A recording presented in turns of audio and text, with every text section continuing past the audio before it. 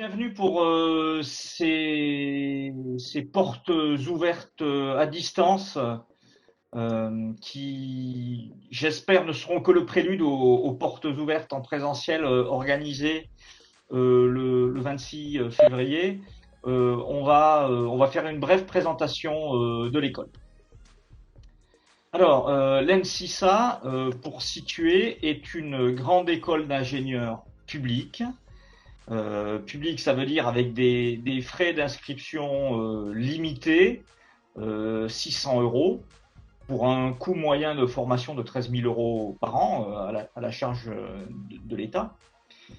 C'est une école interne à l'Université de Haute-Alsace, située sur le campus de Lilleberg, à Mulhouse. Alors, l'école est insérée au sein de réseaux régionaux. D'une part, Alsace Tech, qui regroupe les 14 écoles d'ingénieurs, d'architecture, d'art, de design et de management d'Alsace. Trirenatech, qui regroupe les écoles alsaciennes du Bade-Württemberg, de Rhénanie-Palatinat et du nord-ouest de la Suisse. Et ECOR, le campus européen, qui regroupe l'université de Bâle, l'université, le KIT à Karlsruhe, le Karlsruher Institute of Technology, l'université de Strasbourg, l'université de Fribourg-en-Brisgau et l'université de Haute-Alsace. Nous faisons partie d'un réseau national qui est le groupe INSA. Nous sommes partenaires du groupe ainsi que d'autres écoles en France. Et ça a des implications directes au niveau du recrutement en post-bac, puisque notre recrutement Parcoursup se fait avec le groupe INSA. Et nous sommes membres de réseaux internationaux, un nombre important de réseaux, et je les détaillerai par la suite. Alors, l'école en quelques chiffres. Alors, l'ENSISA, sous ce nom-là, a été créée en juillet 2006, mais en réalité, elle est issue d'écoles qui sont beaucoup plus anciennes, puisque l'école historique date de 1861, c'était une école textile. Cette année, nous avons à peu près 700 étudiants, donc 600 inscrits en cursus ingénieur, que ce soit en post-bac ou en cycle ingénieur lui-même. Une cinquantaine d'enseignants-chercheurs et d'enseignants permanents. Des personnels d'appui à la recherche, des personnels non enseignants, 2 bâtiments pour une surface totale avec la recherche de 20 000 m², avec un projet bâtimentaire en cours pour se regrouper sur un seul des 2 bâtiments qui sont voisins. On frôle les 8 000 diplômés depuis 1861, avec à peu près, pour situer, 3 300 en activité. L'école possède 25 accords d'échange et de double diplôme actifs à l'international. Et on compte 2 laboratoires de recherche d'adossement, on en parlera brièvement tout à l'heure. Pour résumer, l'ENSISA, c'est un certain nombre de formations, 5 cursus d'ingénieurs alimentés par un cycle post-bac commun à toutes les formations d'ingénieurs, et ensuite 5 diplômes d'ingénieurs séparés de spécialité, automatique et système embarqué, génie industriel, informatique et réseau, mécanique et textile et fibres. Donc les diplômes d'ingénieur, le cursus ingénieur, c'est du bac plus 3, bac plus 5. Un diplôme d'établissement qui s'appelle un master spécialisé de la conférence des grandes écoles, qui lui est accessible à post-bac plus 5 dans le domaine de l'ingénierie textile. Et enfin, nous avons 2 masters de l'université de Haute-Alsace que nous opérons, donc c'est bac plus 4 et bac plus 5. Un master mention mécanique et un master mention E2A, dont la première année est opérée à la faculté des sciences et techniques de l'UHA. On va se focaliser aujourd'hui sur les cursus d'ingénieur et le cycle post-bac. Alors, comment est-ce qu'on rentre à l'ENSISA? On peut rentrer soit au niveau bac après un bac général via Parcoursup. Donc il y a 40 places ouvertes en 2022 sur le portail du groupe INSA. Donc les inscriptions ont commencé depuis le 21 janvier. On a déjà 900 candidats inscrits aujourd'hui. On peut rentrer à niveau Bac+2 sous statut étudiant. Donc après des classes préparatoires MP, PC, PSI, TSI, ATS, DUT ou DUT dans quelques années, L2, L3, et là on a à peu près 140 places ouvertes cette année. Et puis on peut aussi rentrer à niveau Bac+2 sous statut apprenti ou en formation continue, et ça c'est en spécialité génie industriel. Après un DUT, un BUT ou une L2, L3, il y a 18 places ouvertes cette année.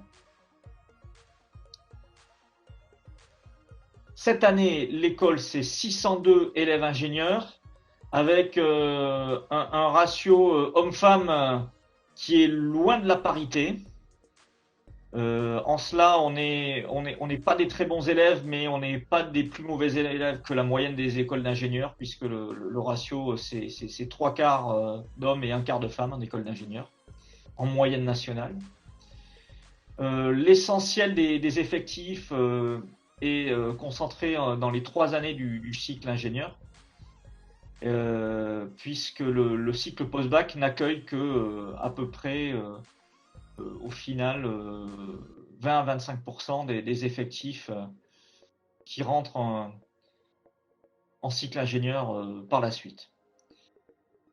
Parmi ces élèves ingénieurs, on compte cette année 69 apprentis, 20 contrats de professionnalisation. Alors les contrats de professionnalisation, c'est dans la dernière année du cycle ingénieur.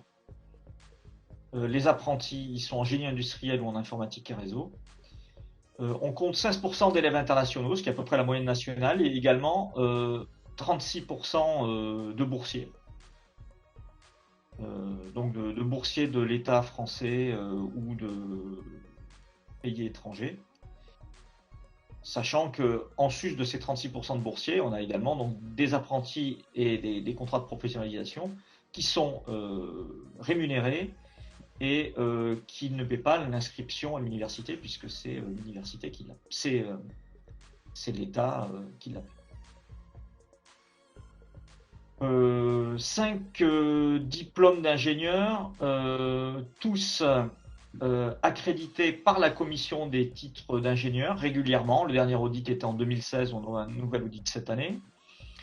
Comme on était accrédité pour la durée maximale, on a obtenu un label qualité européen, le label EURACE, pour nos 5 spécialités, que je vais très brièvement vous présenter maintenant. Vous voyez apparaître le logo de l'IT2I, c'est notre partenaire pour les formations par alternance en génie industriel et en informatique et réseau. La première des spécialités par ordre alphabétique, c'est la spécialité automatique et système embarqué. Et pour l'appeler autrement, peut-être, pour évoquer d'autres mots pour vous, c'est une spécialité dans le domaine du génie électrique ou de l'E2A. Alors les mots-clés, c'est système embarqué, automatique, système autonome, signaux, images, robotique mobile, cobotique. Donc ça touche à des domaines très vastes. Et les domaines industriels d'application, c'est tous les domaines industriels potentiellement qui ont besoin des techniques d'automatique et de systèmes embarqués. La deuxième spécialité, génie industriel, qu'on appelait auparavant système de production, elle est accessible uniquement en apprentissage ou en formation continue. Les mots-clés, c'est performance industrielle, outils de fabrication, pilotage de la production, méthode, qualité, maintenance, lean management. Pas de domaine d'application particulier. On a à la fois des apprentis qui viennent de chez Clemcy, de la SNCF, de Alsace-Lay, donc dans l'agroalimentaire, dans la maintenance, dans tout un tas de domaines. Partout où il y a besoin d'ingénieurs en production au sens large. Une autre de nos spécialités, c'est informatique et réseau, avec une possibilité d'apprentissage au choix à partir de la fin de la première année, opéré conjointement en partenariat avec l'IT2I Alsace, une spécialité informatique qui est vraiment dédiée au génie logiciel, de la conception au développement, avec du développement mobile, de la cybersécurité, du cloud, de l'intelligence artificielle, du big data. Il y a de l'application avec du traitement d'image, de la modélisation 3D. Et on a des diplômés qui se placent dans tous les domaines de l'informatique. Et pour être très clair, dans cette spécialité, peu ou pas d'informatique industrielle. L'informatique industrielle, on la retrouve plus dans la spécialité automatique et système embarqué.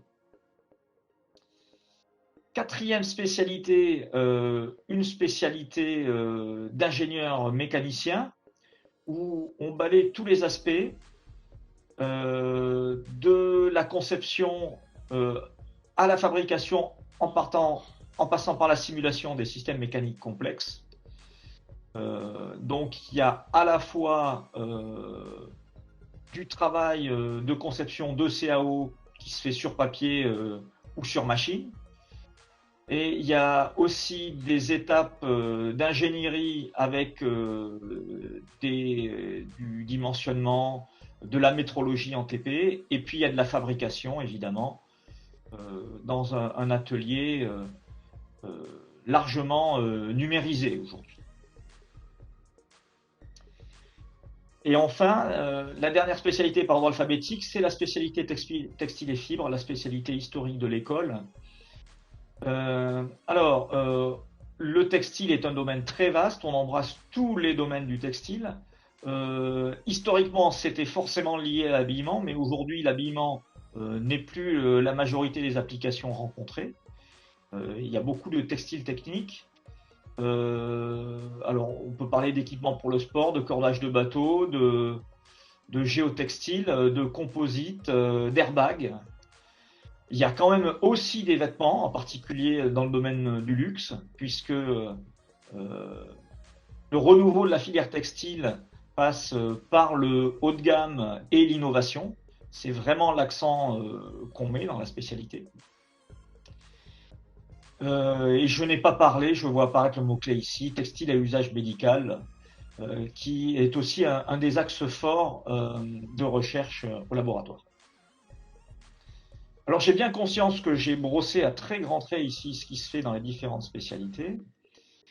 Si vous voulez en savoir plus, je vous convie à nos séances de JPO virtuelles qui vont avoir lieu dans la semaine à venir, où chaque soir, une spécialité sera à l'honneur. Et vous pourrez avoir un aperçu beaucoup plus précis de ce qui se fait dans cette spécialité. Le programme est disponible sur le site web de l'école ou par le lien que vous voyez ici, éventuellement par QR code. Alors, traditionnellement à cette époque-là, le post-bac concentre beaucoup de questions, donc on va lui dédier une bonne partie de la présentation. Alors, le cycle post-bac recrute via Parcoursup post-bac, donc via le portail du groupe INSA, et j'ai pas réactualisé le nombre de places, c'est 40 places effectivement en 2022. Il est opéré en mutualisation avec l'école de chimie de Mulhouse et la faculté des sciences et techniques. La première année, elle se passe en petits groupes, en cours TD intégrés, donc une trentaine d'élèves. Et la deuxième année est dans une déclinaison plus classique de cours magistraux en amphi, TD et TP. Après le cycle post-bac, en cas de réussite aux examens, il y a une intégration en cycle ingénieur. Après le contrôle continu, si les 120 crédits attendus ont été obtenus, et si vous avez une expérience professionnelle pour ceux qui veulent faire de l'apprentissage, vous intégrez la spécialité de votre choix à l'école. Et cette année, on a des étudiants dans les 5 issus du post-bac dans les 5 spécialités de l'école. La scolarité est organisée en 4 semestres. Elle est pensée comme un continuum avec le cycle ingénieur. On vise à une autonomisation progressive de l'élève parce qu'on a bien conscience que à l'issue du bac, cette autonomisation, elle est quand même assez superficielle.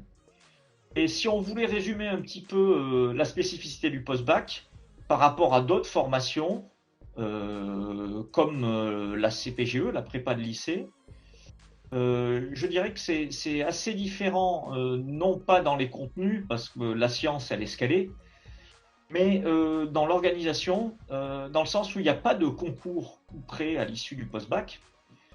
Et à partir de ça, tout le temps que en prépa, on passe à préparer le concours et à bachoter, ben nous, on l'utilise à faire des choses qu'on estime plus intéressantes.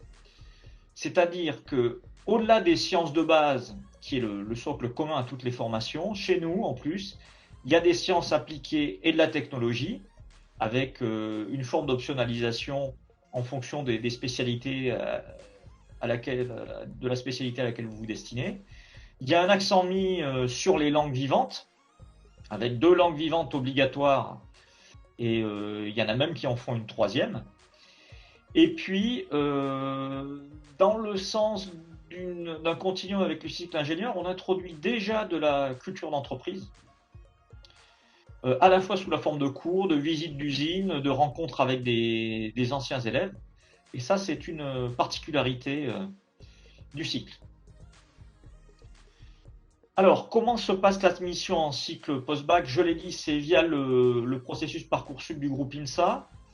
Donc, il y a beaucoup de candidats. L'année dernière, il y en avait près de 22 000. Sur ces 22 000 candidats, il y en a un tiers qui sont éliminés au bout de la première phase de classement.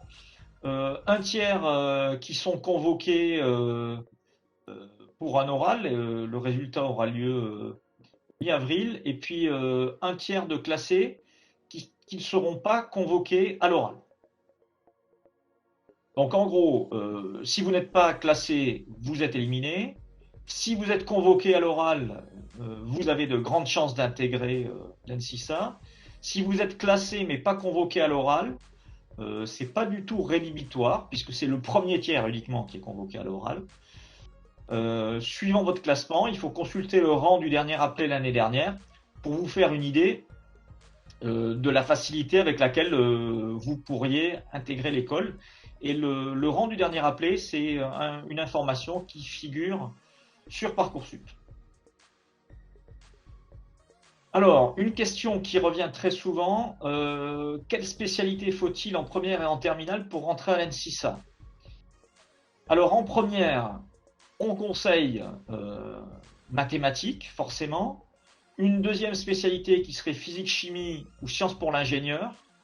Et enfin, une troisième spécialité qui pourrait être numérique et sciences informatiques, SVT, ou une autre spécialité, scientifique ou non. Ça, c'est le ministère qui nous recommande de ne pas faire des formations. Le ministère ne veut pas recréer les séries qu'il y avait précédemment au bac, et elle veut inciter les étudiants à s'ouvrir. Néanmoins, quand on passe en terminale, si on veut quand même que les étudiants aient un minimum d'acquis, on suggère fortement de faire le choix des mathématiques comme première spécialité et d'une deuxième spécialité qui est une autre spécialité scientifique parmi physique-chimie, sciences pour l'ingénieur, NSI ou SVT. Alors ça, je vous parle en général du cycle Parcoursup INSA. Pour l'ENSISA, la SVT a relativement peu d'intérêt. Moi, je vous conseille physique-chimie, SPI ou NSI.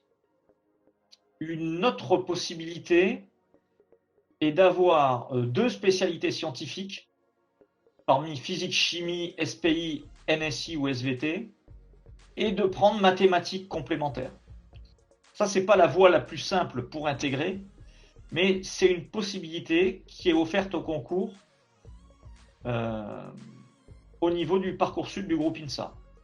Alors, ces infos-là, vous les trouvez explicitement formulées de la même manière sur le site du groupe INSA.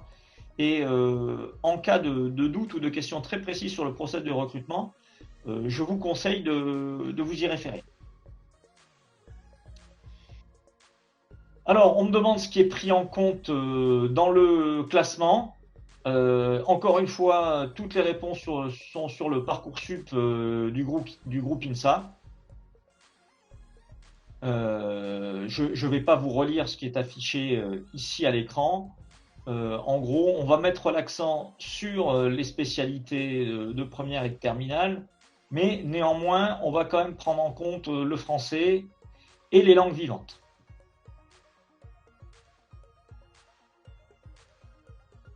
Question classique qu'on entend aussi, quelle note faut-il pour rentrer à l'ENSISA? Alors là, évidemment, vu qu'il y a un jeu de coefficients, je ne peux pas vous donner de barème et de notes explicitement. Tout ce que je peux vous dire, c'est des statistiques sur les années précédentes. Alors j'ai repris les statistiques d'intégration de 2020 et 2021.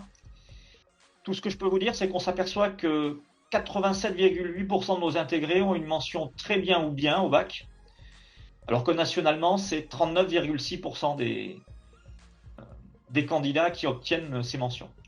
Alors ça ne vous aide pas forcément à vous situer, parce que forcément, vous n'avez pas encore passé le bac, vous n'avez pas vos notes. Mais voilà, il faut quand même d'assez solides résultats en terminale. Si sur Parcoursup, vous n'intégrez pas directement à l'école, et on sait que la procédure Parcoursup ne converge pas aussi rapidement que APB le faisait il y a quelques années, je le disais tout à l'heure, consultez votre rang dans la liste et comparez le rang du dernier appelé en 2021. La convergence peut être lente et jusqu'au dernier appel, au mois de, je ne sais plus exactement quand est le dernier appel de la phase principale, au mois de juin, on a des gens qui rentrent, tout n'est absolument pas figé aux premiers appels au mois de mai. Consultez le rang du dernier appelé pour vous faire une meilleure idée. Alors il y a Karine Mougin qui est responsable de la première année du cycle post-bac, et puis elle pourra répondre à vos questions à la fin de la présentation. On va parler de l'organisation du cycle ingénieur maintenant et de ses 5 spécialités. Alors, on est organisé en 5 semestres académiques et un semestre de stage, pour un total de 1800 à 2000 heures à l'école, suivant les spécialités. Dans chaque spécialité, il y a un projet par an. Alors, en première année, c'est souvent un mini-projet, et puis au fur et à mesure des années, ça s'étoffe. On est dans des formations professionnalisantes, donc je disais, il y a un semestre de stage complet en dernière année. Il y a aussi un stage en première année de 4 semaines, et la dernière année, dans chacune des spécialités hors alternance, est possible également en contrat de professionnalisation, c'est-à-dire que le semestre 9 est réalisé en alternance à l'école et en entreprise. Il y a une mobilité obligatoire, ainsi que nous le recommande la commission des titres d'ingénieur. À l'heure actuelle, c'est 4 semaines. Il y a de nouvelles prescriptions de la commission des titres qui voudraient qu'on passe un semestre. On est en train d'évaluer ça. Mais d'ores et déjà, sachez que comme dans toutes les écoles, il faudra aller à l'étranger, soit en stage, soit en semestre académique. Spécialité par alternance, ça c'est génie industriel et informatique et réseau, pour ceux qui choisissent l'apprentissage au bout de la première année du cursus ingénieur. L'alternance est de 2 semaines, 2 semaines, ce qui permet d'être en alternance dans une entreprise de la région ou même un petit peu plus loin. La formation à l'école, elle est de 1800 heures, avec également une obligation de mobilité. Alors, les spécialités par alternance, c'est un investissement personnel assez lourd, puisque vous êtes 2 semaines à l'école, mais vous êtes 2 semaines en entreprise. Et au final, 67% du temps total sera passé en entreprise. Alors, les bénéfices de l'apprentissage, on les connaît bien. C'est le fait d'être payé pendant ses études, le fait de ne pas payer l'inscription à l'école et le fait d'avoir une bonne expérience professionnelle en sortie de l'école, ce qui favorise encore l'intégration dans le marché du travail. Si on regarde brièvement comment est organisé le cycle ingénieur à l'ANSISA, alors là je parle essentiellement pour les spécialités hors alternance, en tout cas pour le schéma de droite. Pour le schéma de gauche, on voit que l'essentiel des enseignements, c'est du tronc commun de spécialité, qui est vraiment relatif à la spécialité que vous suivez. Les sciences de base et les sciences de l'ingénieur sont en large partie communes à toutes les spécialités de l'école. Dans chaque spécialité, il y a un tronc commun, mais il y a aussi une forme d'optionnalisation, à peu près 10% du temps. Et puis, à côté de tous ces modules cœur de métier scientifique et technique, vous avez aussi 14% de culture d'entreprise et 6% d'anglais. Vous avez aussi, mais qui ne figure pas ici, la possibilité de suivre une deuxième langue vivante, qui n'est pas encore obligatoire, mais qui est fortement conseillée, puisque ça s'avère un atout vraiment important au moment de l'insertion professionnelle. Les modalités d'enseignement chez nous, c'est en gros un tiers de cours, un tiers de travaux dirigés, de travaux pratiques et de projets, et puis un tiers du temps passé en stage, notamment, je le disais, lors du projet de fin d'études au semestre 10. Alors, comment rentre-t-on en cycle ingénieur? On rentre après les classes prépa aux grandes écoles, donc MP, PC, PSI, TSI, et l'année prochaine informatique. Donc c'est sur banque d'épreuves CCINP à l'écrit suivi d'un oral à l'école. Des épreuves écrites pour ceux qui sont en PT de la banque PT ainsi qu'un oral à l'école, et puis pour ceux qui sont en ATS de la même manière, des épreuves écrites du concours ATS organisé par l'NCA et puis un oral à l'école fin juin début juillet. Évidemment, pour entrer en cycle ingénieur, il y a aussi la possibilité d'être passé par le post-bac et d'avoir réussi le contrôle continu, qui est une solution que je ne saurais trop recommander.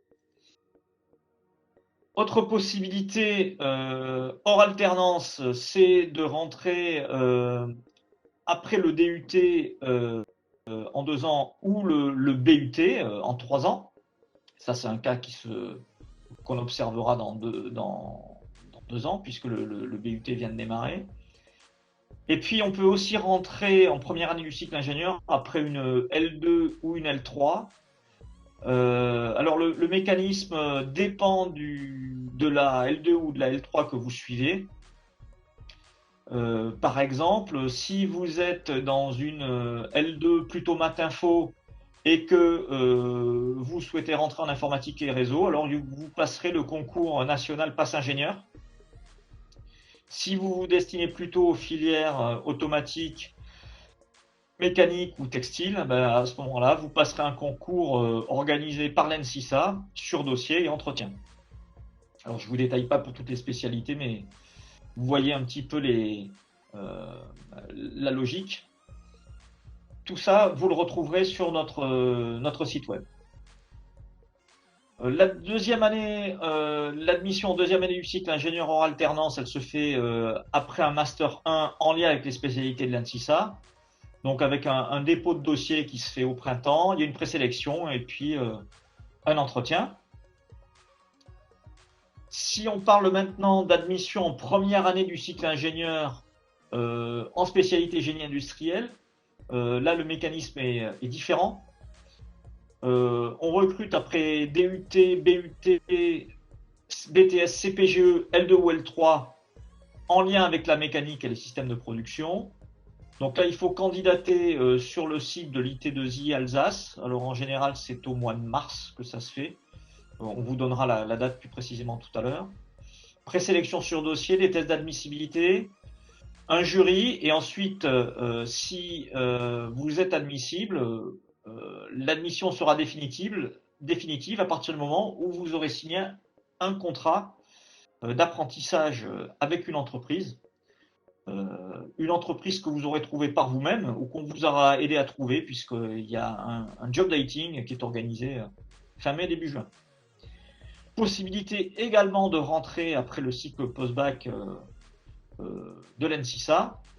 Alors là, encore une fois, il faudra avoir réussi le contrôle continu, mais en plus, il faut une expérience professionnelle minimale, des stages, des jobs d'été, pour pas débarquer en entreprise totalement inexpérimenté.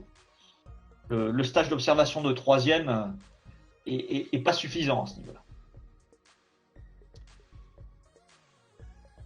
Concernant la spécialité informatique et réseau, pour ceux qui optent pour l'alternance à la fin de la première année, donc le mécanisme est un peu différent. Vous rentrez comme tous les autres élèves du cycle ingénieur dans les spécialités hors alternance. Et à la fin de la première année, vous choisissez ou non de poursuivre, soit sous statut étudiant, comme c'était le cas, ou en apprentissage avec les autres étudiants. Un focus sur les relations internationales. Alors, les écoles d'ingénieurs ont nécessité de former au contexte multiculturel. Alors ça s'envisage de deux manières. D'une part, il y a une grande importance des langues vivantes. En cycle post-bac, la LV2 est obligatoire. Elle est très encouragée au niveau du cycle ingénieur.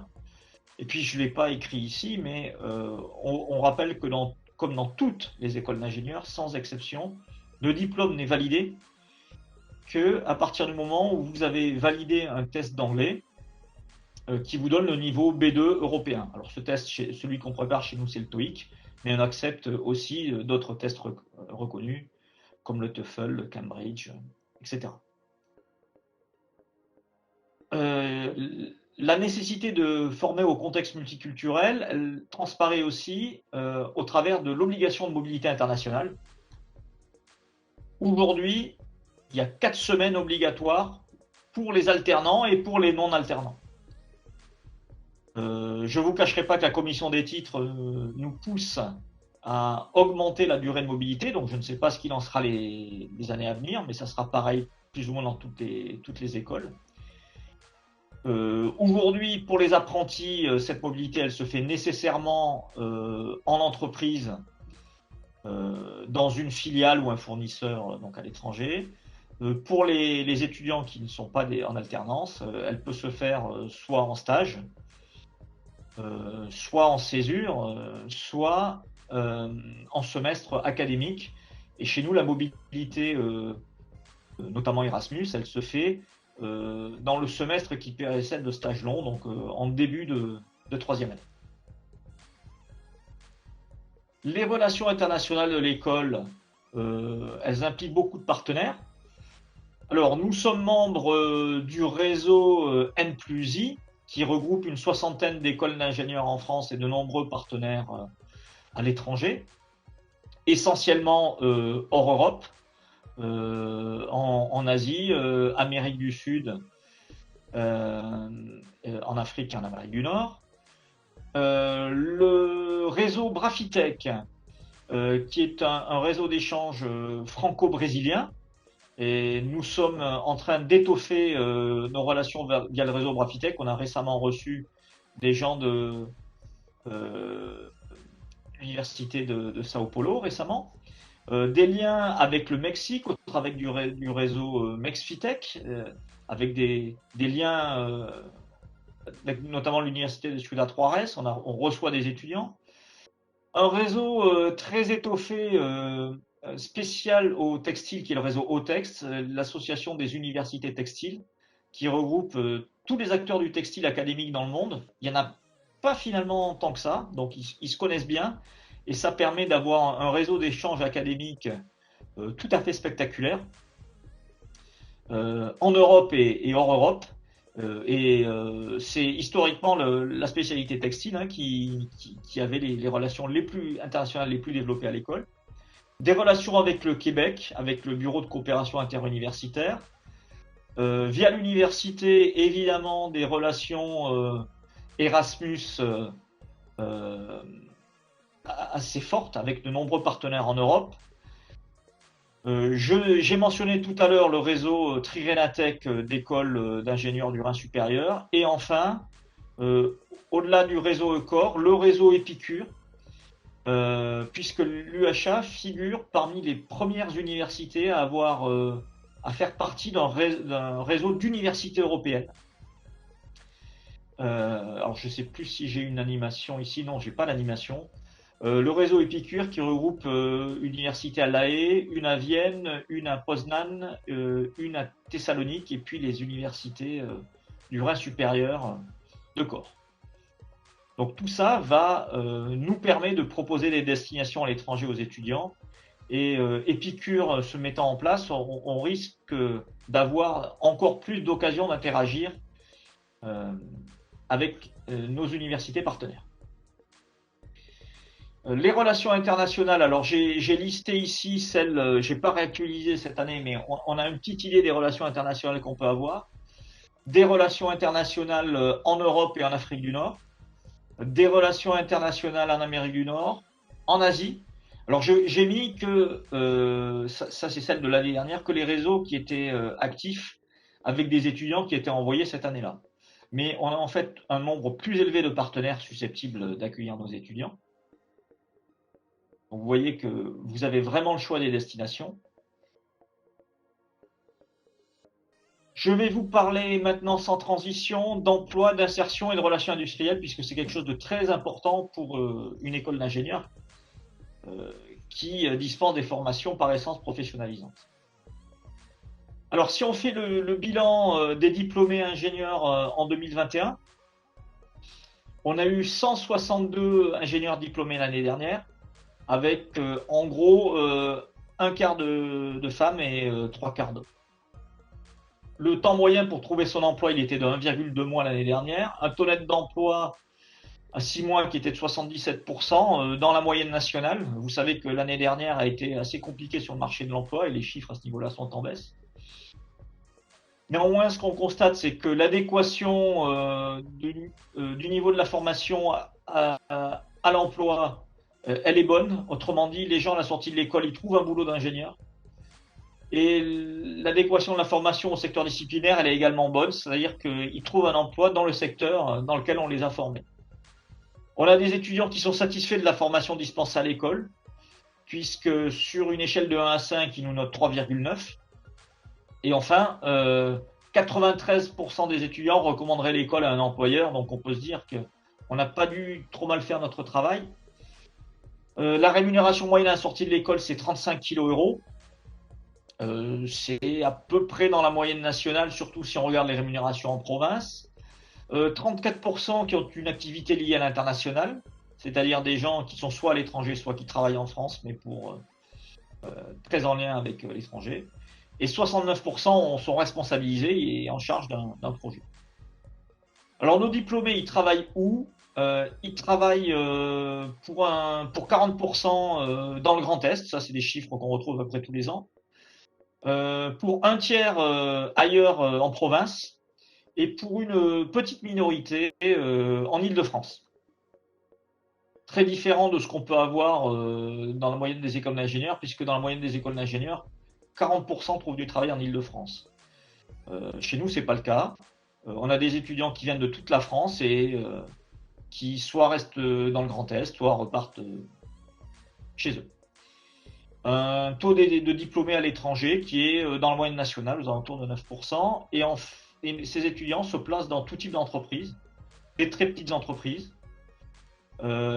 des PME, avec cette année 35% d'étudiants qui vont dans de diplômés qui vont dans des PME, c'est le chiffre le plus haut qu'on ait vu depuis quelques années. 32% dans des entreprises de taille intermédiaire et 19% dans des grandes entreprises. Donc vraiment, il n'y a pas de typologie précise des entreprises dans lesquelles vont se placer nos étudiants à la sortie. C'est vraiment selon leurs aspirations. Je vous ai récapitulé ici pas l'intégralité des entreprises qui ont embauché nos diplômés dans les 5 dernières années, mais un bel échantillon. Volontairement, on n'a pas sectorisé par spécialité, mais on vous a mis un vaste panorama de là où peuvent se placer nos diplômés, sachant que quand vous allez chez Superba qui fabrique des machines textiles, Socomec ou Clemcy, vous pouvez venir aussi bien de textile, de mécanique, d'informatique, d'automatique, de génie industriel. Donc on a des entreprises qui recrutent un petit peu dans toutes les spécialités ici. Des entreprises locales, des PME, des entreprises à l'étranger, des entreprises ailleurs sur le territoire national. Enfin, vous voyez que le panorama est très vaste. Le lieu d'emploi des diplômés, il reflète un petit peu la variété des entreprises et quelquefois des lieux où étaient implantés nos partenaires, parce que les étudiants ils font parfois leur stage et ils restent embauchés. Donc vous voyez une majorité en France, mais beaucoup de gens en Europe. Vous voyez ici le point en Amérique du Sud, c'est Kourou. Nous avons Madagascar, Djibouti, la Thaïlande, l'Indonésie, la Corée, la Chine, l'Australie.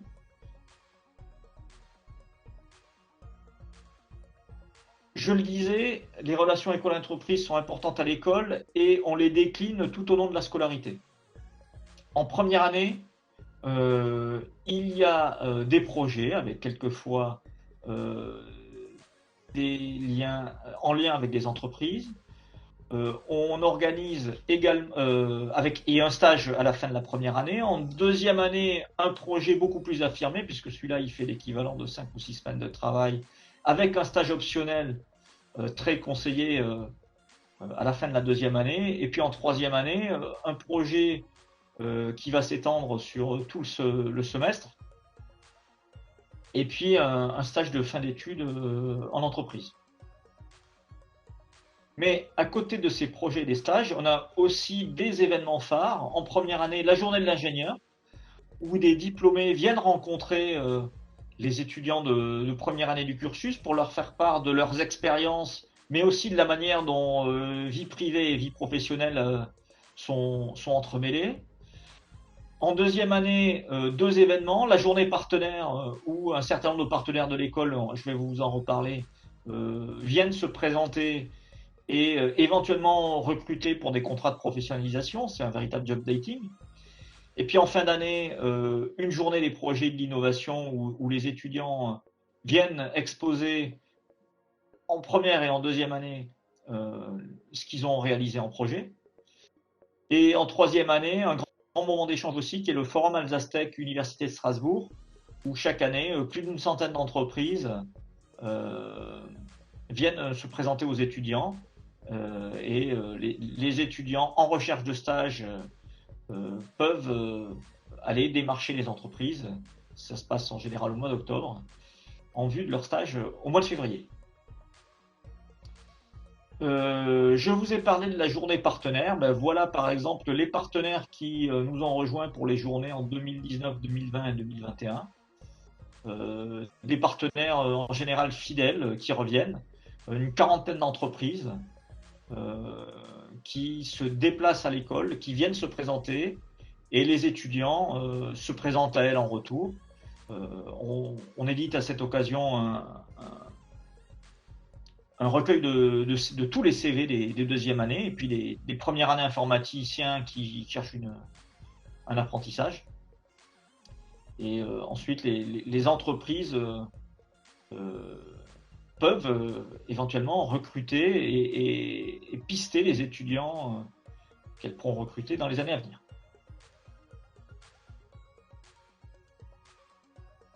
Une école d'ingénieurs, c'est aussi de la recherche. Cette recherche, elle s'effectue dans 2 laboratoires de l'Université de Haute-Alsace. Un qui est le laboratoire de physique et mécanique textile, qui regroupe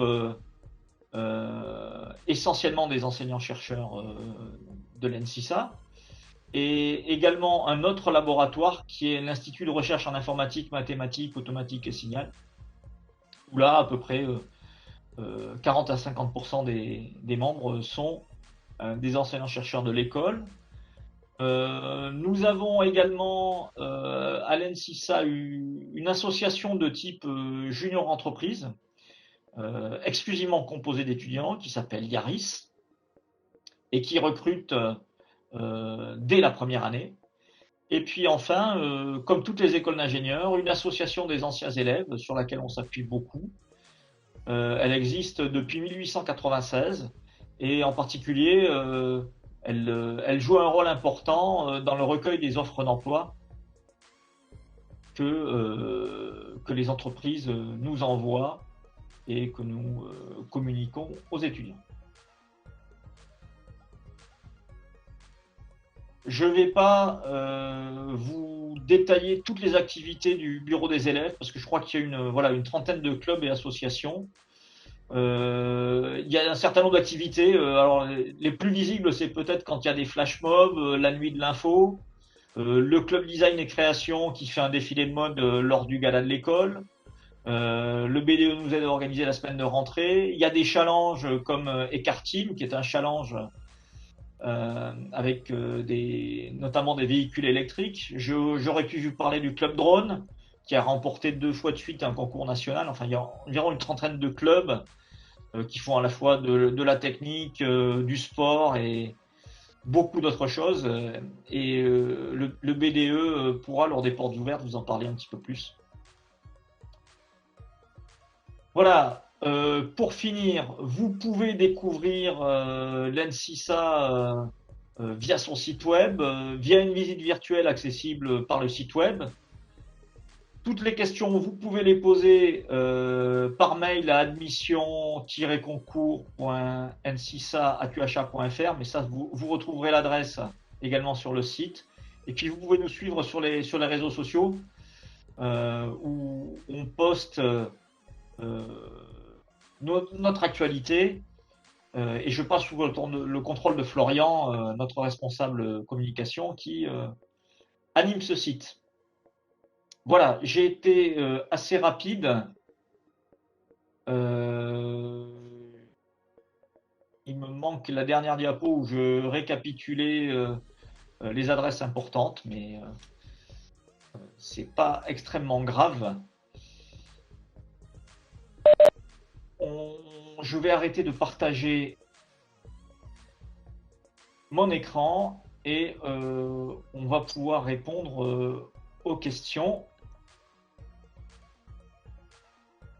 Alors, merci beaucoup Laurent pour la présentation. Donc, j'ai déjà quelques questions qui ont été posées pendant la présentation. La première concerne le cycle post-bac intégré. Est-ce que la vie extrascolaire et la vie scolaire sont aussi prises en compte dans les candidatures ou est-ce qu'on ne prend en compte que ce qui se passe dans la formation terminale? Waouh. Alors, les mécanismes d'examen des dossiers, elle se fait au niveau du groupe INSA. Je ne sais pas exactement vous dire, il faut aller sur le site du groupe, puisque là c'est très explicitement détaillé. Je préfère pas vous répondre de bêtises. Et je vous conseille d'aller. Alors, je vous ai montré un transparent l'autre jour, tout à l'heure, qui parlait des coefficients et d'un certain nombre de choses. Si on a le temps de regarder d'ici la fin de la présentation, on vous répondra. À moins que Karine ou Marie-Claude sachent.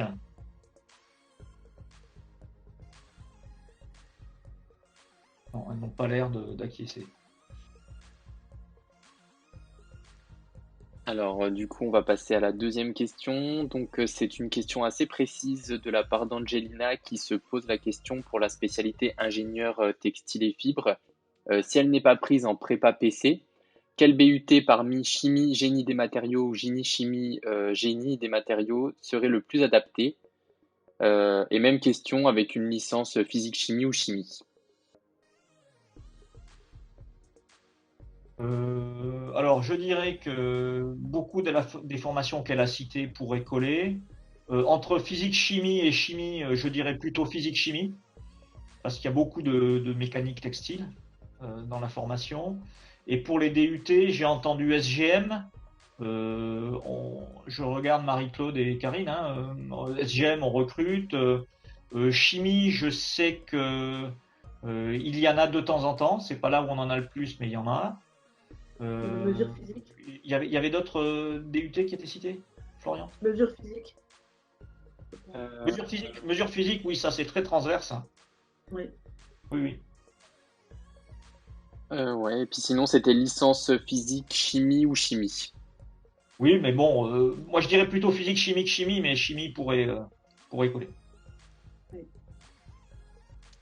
Ensuite, nous avons Corentin qui se demande si quand on est en cursus ingénieur par alternance, il y a toujours les stages pendant les années. Non, non, non, non. Il y a quelquefois confusion peut-être dans la présentation. Vraiment les spécialités par alternance.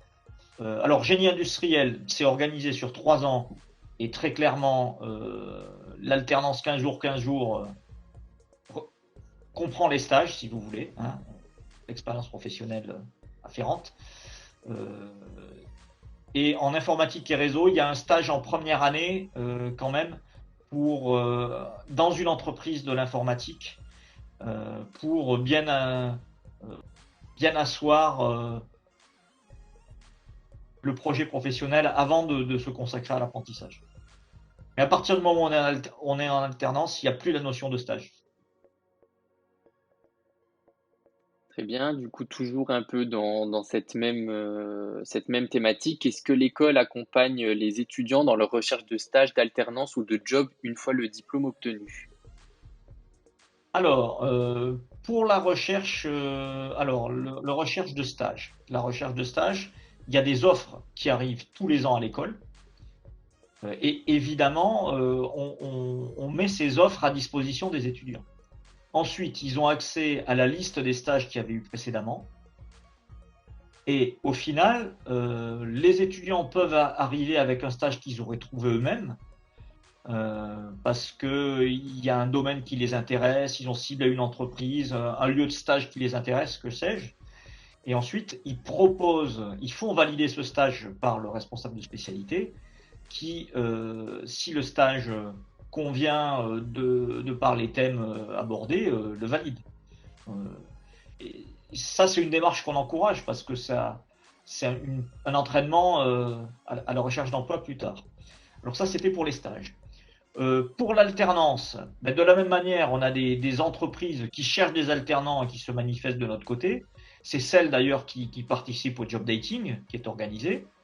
Mais après, un étudiant qui, par exemple, qui était en alternance en DUT et qui voudrait poursuivre en alternance chez nous et dans l'entreprise où il était précédemment, il n'y a pas de souci avec ça. Et ensuite, pour la recherche d'emploi, alors la recherche d'emploi, il faut savoir que 50% des étudiants à la sortie de l'école euh, sont embauchés dans l'entreprise où ils ont fait leur stage ou leur alternance. Donc l'aide, elle se fait en partie grâce à ça. Nous, on aide les étudiants par des préparations, des simulations d'entretien d'embauche, via du job dating à se préparer. On les emmène également au forum Alsastec. Et à partir de là, à la sortie de l'école, quand on nous communique des offres d'emploi, ben on les diffuse. Alors, ensuite, j'ai une question de Robin. Existe-t-il une résidence des élèves dans l'école? Alors, il n'y a pas de résidence des élèves dans l'école. Mais je peux vous faire une réponse en 2 temps. Première chose, il y a des résidences du Crous à proximité de l'école, à proximité du campus, à proximité immédiate, hein, c'est-à-dire à moins de 100 mètres. Hein. Et ça, elles sont accessibles aux étudiants, à tous les étudiants, éventuellement sous conditions de ressources. Il y a aussi des résidences privées à proximité immédiate de l'école, en face. Si j'ai bien compris, il n'y a pas une tension extrême sur les logements étudiants à Mulhouse.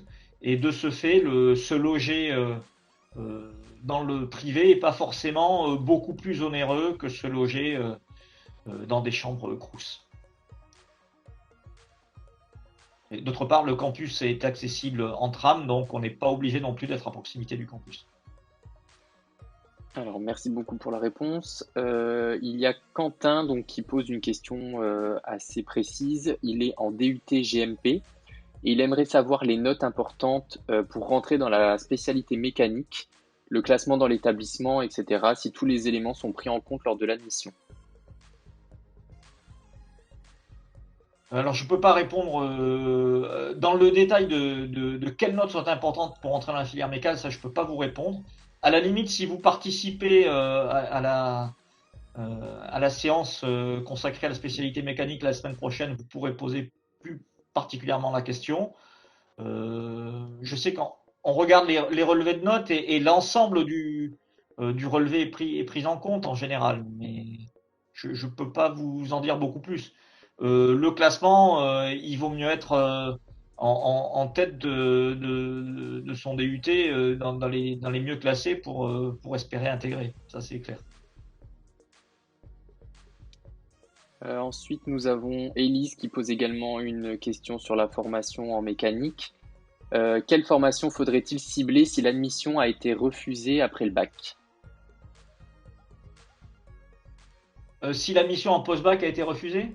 Oui, je pense que c'est ça la question, ouais. Alors, on peut imaginer que donc elle a un bac général, puisque si elle a tenté le post-bac. Alors, le choix peut se faire entre une prépa classique de lycée. Alors, pour entrer en méca, PSI ou PT, mais en réalité, on recrute dans toutes les spécialités dans toutes les filières de prépa, mais pour la méca, ça serait plutôt PSI ou PT. Il y a possibilité de faire une licence de méca ou un DUT GMP.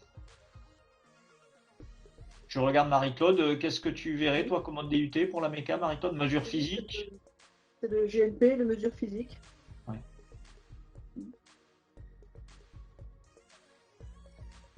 Alors ensuite, nous avons Léo qui est en BTS SIO SLAM. Alors je ne sais pas si je prononce bien ou si c'est SLAM en 2e année. Et il voulait savoir s'il pouvait rentrer en Bac+2 système embarqué. Alors, il n'y a plus de recrutement BTS pour les filières hors alternance depuis une dizaine d'années parce que il y avait un taux d'échec qui était beaucoup trop élevé. Pour les gens qui ont un BTS et qui veulent rentrer dans les spécialités qui ne sont pas en alternance, on conseille de faire une ATS.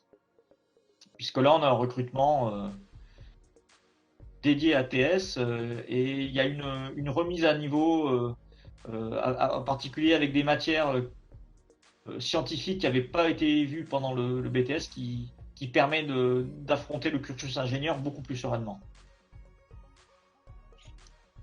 Merci beaucoup. Corentin se pose une question sur la spécialité informatique et réseau. Est-ce que l'alternance est possible en 1re et 2e année et de faire ensuite un contrat de professionnalisation en 3e année? Non. L'alternance n'est pas possible en 1re année. La formation a été construite de telle manière à ce que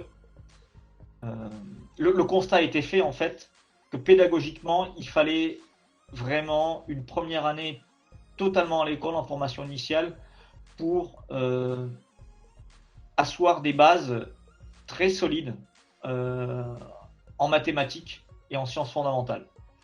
Donc la première année, elle se fait intégralement à l'école, et c'est qu'à la fin de la première année qu'on peut choisir l'alternance ou pas.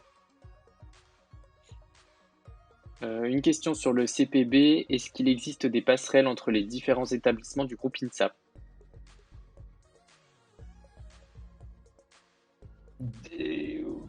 Oui, mais je préfère ne pas en parler pour pas donner de faux espoirs. L'idée, c'est que on rentre dans l'établissement du groupe INSA où on compte faire sa spécialité. En gros, il y a une mobilité à l'intérieur du groupe après les 2 ans qui est de moins de 1%, je pense. Il faut avoir l'accord de l'établissement de départ et de l'établissement d'arrivée. Et c'est pour des projets tout à fait précis. Il n'est pas question de rentrer chez nous pour faire de la mécanique et au bout de 2 ans dire mais finalement je préfère aller à Lyon faire de la mécanique. Non, la mécanique, il y en a à Mulhouse, on va pas ailleurs.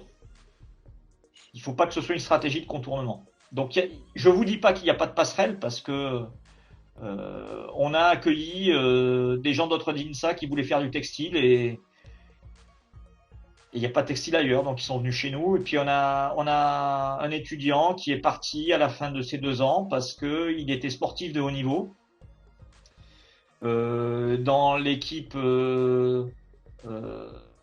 l'équipe de France de water polo et il fallait un club de très haut niveau et il n'y en avait pas à Mulhouse, donc il est parti ailleurs.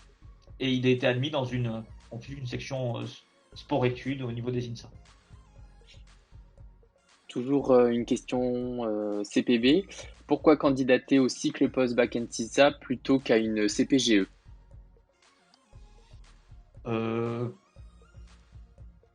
Parce que, à mon avis, on y fait des choses plus intéressantes. Alors, je vais pas critiquer les CPGE. Je connais bien les CPGE. J'y suis passé aussi.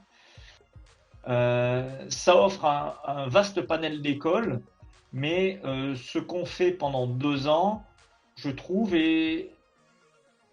alors en tant qu'enseignant qui récupère des étudiants de CPGE, je trouve que c'est pas forcément très formateur. On a des gens qui scientifiquement sont bien formés, il n'y a pas de souci, mais je trouve que ça manque d'ouverture et que le temps passé à bachoter pour le concours aurait pu être mis à profit de manière beaucoup plus profitable pour faire des choses plus intéressantes. Donc voilà, chez nous, quand on rentre chez nous, il y a moins de possibilités.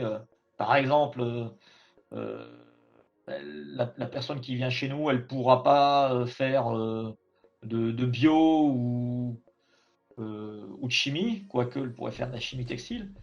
Elle pourra pas faire du génie civil, par exemple. Voilà.